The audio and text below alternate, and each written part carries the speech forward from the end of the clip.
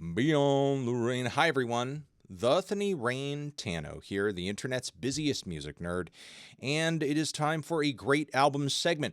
Enough albums have come out to where it's time to take a little bit of a pit stop here and mention all the ones I have been enjoying as of late. Doing this off the cuff. Sorry if I sound a little crazy or flub some words and correct myself in real time because I'm just sexy like that, okay? Just leave me alone. First one on the chopping block. Gah! This new Charli music, fashion, film. Of course, I'm loving it. It's not the intense party experience that Brat was, but it's still great. It's still personal. It's still moving. It's still compelling. It's still real and unfiltered as hell. And it's rockin' as well, despite it being so stiff and everything. Like the abstraction of rock music is more the vehicle for what the messaging of the album actually is. But like, you know, for what it does on the rock front, it's actually pretty interesting. I like the kind of raw, thin guitars and, you know, the drum machine beats definitely have like a certain appeal that I think ties in with, you know, Charli's auto-tune, but also, you know, super low-key, you know, spoken word leaning vocals as well. It's the best auto-tune rock record of the year. Not a single better auto-tune rock record that has come out this year is better than this one. There you go. All right, we have the new Earth Tongue record, Dungeon Vision, a vision in a dungeon. Have you ever had a vision about a dungeon? That's what this album would sound like if you heard it. If you're liking Ty Segall, if you like some OCs, you like that kind of punky psych garage energy, but you want to hear some fuzzy, heavy psych riffs and lyrics that reference witches and castles and moats and shit, that's what this is going to give you. It's proggy. It's a little kind of theatrical. Loving kind of the strange lead vocals that remind me of, you know, witching hour. It's all around a very interesting, rockin', over the top, dramatic project that's campy as hell.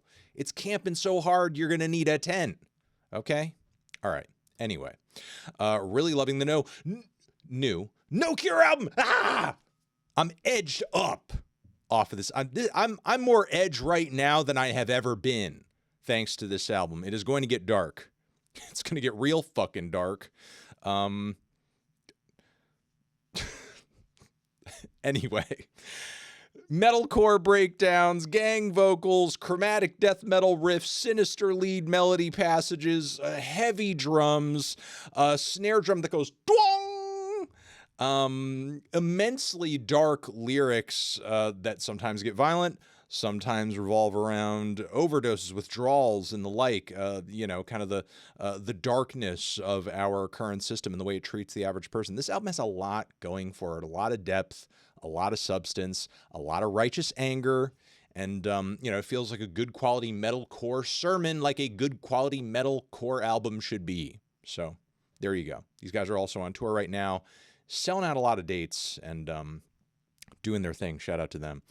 Also been enjoying this new Kelela, new Avatar, title of this one.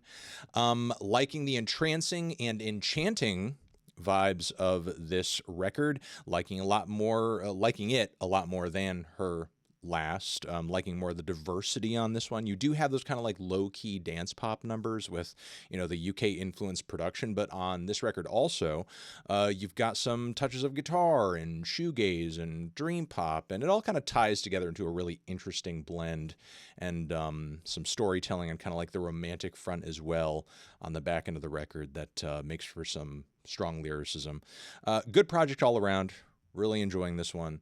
One of the better electronic records, you could say, electronic leaning records of the year, which I would also say of this Nia Archives album, Emotional Junglist. This thing rules. It's even better than her last. I mean, she kind of proved on that debut record that, you know, you could bring together elements of pop and R&B and dance pop with kind of like those jungle breaks and some drum and bass vibes too. And yeah, she's doing it even better on this one, bringing in some tracks that have a bit of a rock flavor, with multiple songs that I feel like I feel like the crop of songs on this one, the songwriting is better, the songwriting is catchier, the lyrics, especially on the closer, are funnier and more interesting and entertaining. Highs and lows of love, really, all over the themes of this album. And yeah, her strongest project yet. What can you say? She keeps growing with each new release. The EP, the debut, the sophomore. No sophomore slump on this one, baby. Don't you dare say the SS words. All right. Speaking of S words, SML, their Spontaneous Music Live project. This outfit has a couple of records out, but this live album is like my first introduction to them. They do a bit of a kind of like instrumental, minimalist, kind of jazz, kraut rock, all of that mixed together sort of thing.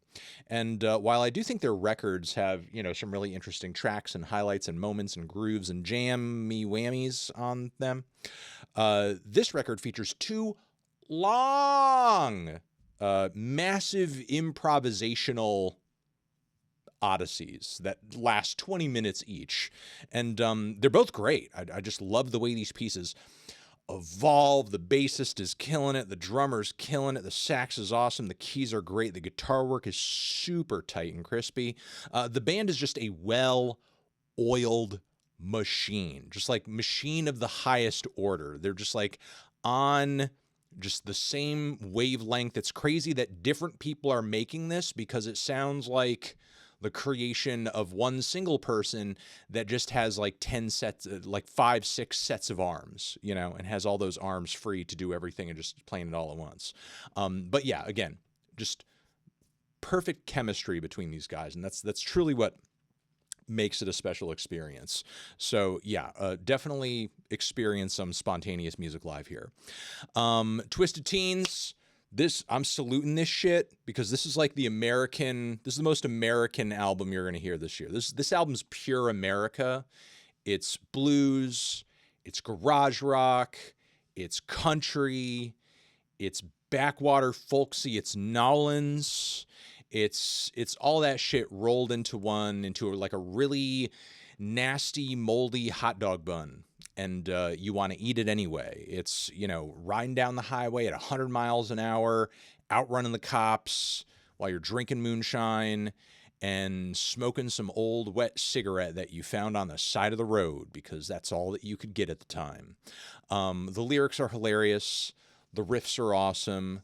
The bluesy vibes are great. And the steel guitar is just the MVP of the album. Just adds so much color to all of these tracks.